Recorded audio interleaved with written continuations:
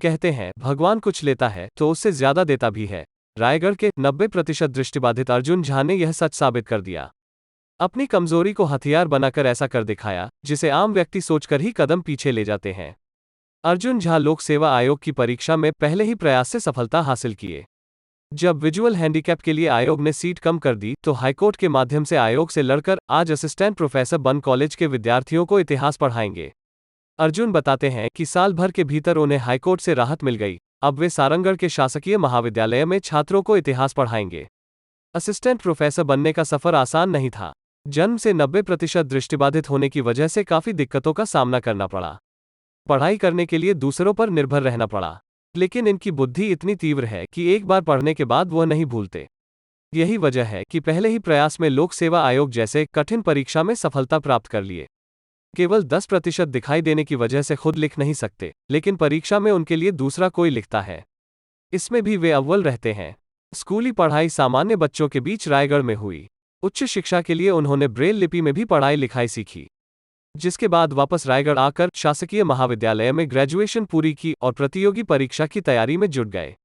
2017 से 2019 में net clear किए, जिसके बाद लोक सेवा आयोग ने असिस्टेंट प्रोफेसर के लिए वैकेंसी निकाली, जिसमें पहले ही प्रयास में वो सफल हुए और आज असिस्टेंट प्रोफेसर बनकर इतिहास रचे। अर्जुन बताते हैं, ये असिस्टेंट प्रोफेसर की परीक्षा 2019 में निकाली गई थी और इसके बाद हमने पेपर दिया, इंटरव्यू दिया। मेरा वैसे तो नाम वेटिंग में आ गया था सिलेक्शन सूची में, और फिर मैंने देखा कि सीटें इसमें कम थी। विजुअल हैंडीकैप को लेकर 28 सीट दिया जाना था, जिसमें से 16 सीटें दी गई थी और 12 सीटें यह कहकर नहीं निकाली गई थी कि सभी विषय में थोड़ा उनको नहीं दे सकते हैं, हर कोई नहीं पढ़ा सकता है, जिससे कि प्रैक्टिकल सब्जेक्ट को इंक्लूड किया गया था। तो फिर हमने हाई कोर्ट में दिया कि 28 सीट तो मिलना चाहिए, क्योंकि जिस विषय में वो नहीं पढ़ा सकते उस विषय में तो उन सीटों का मतलब भी नहीं है। जिस विषय में पढ़ा सकते हैं सीटों का मतलब उसी में, और उसी में अप्लाई भी किया गया है।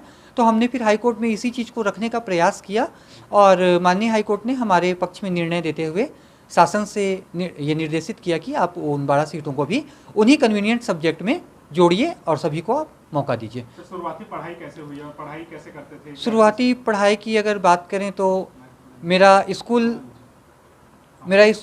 के समय में शिक्षा मेरी बहनों के माध्यम से हुआ है। उन्होंने मुझे पढ़ाया है, लिखाया है और सिखाया है।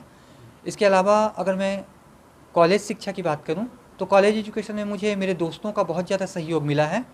अगर 2 नाम मैं कहना चाहूं तो एक प्रशांत विश्वकर्मा जी हैं। मुझे उन्होंने बुक कहना चाहिए कि पढ़ के पूरा रटाया है। 6-6 घंटा 7-7 घंटा मेरे पीछे उन्होंने अपना समय दिया है।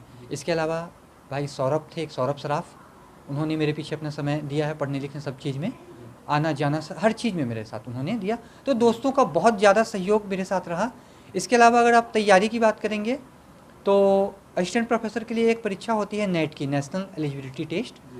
तो उसे मैंने 3 बार क्वालिफाई किया है लगातार 17, 18, 19 में। इसमें भी प्रशांत विश्वकर्मा जी का बहुत ज़्यादा सहयोग रहा है और उन्हीं की वजह से आज हो पाया हूँ। और ये सब तैयारियों के बीच में बस तैयारी तो हो जाती थी, लेकिन कॉम्पिटिशन एग्जाम में लिखने के लिए कैसे करते थे? कॉम्पिटिशन एग्जाम में लिखने के लिए या आप किसी भी परीक्षा को लिखने के लिए अगर कहेंगे तो शासन ने यह सुविधा दी हुई है कि हम जिस भी विषय को या फिर जिस भी परीक्षा को हम देते हैं तो उसके लिए जो एसेंशियल क्वालिफिकेशन है हमारी, इससे नीचे का व्यक्ति हमारी परीक्षा को लिख सकता है। तो उसी आधार पे मैंने, जैसे ये असिस्टेंट प्रोफेसर की परीक्षाएं थी, उसके लिए पोस्ट ग्रेजुएशन एसेंशियल क्वालिफिकेशन है।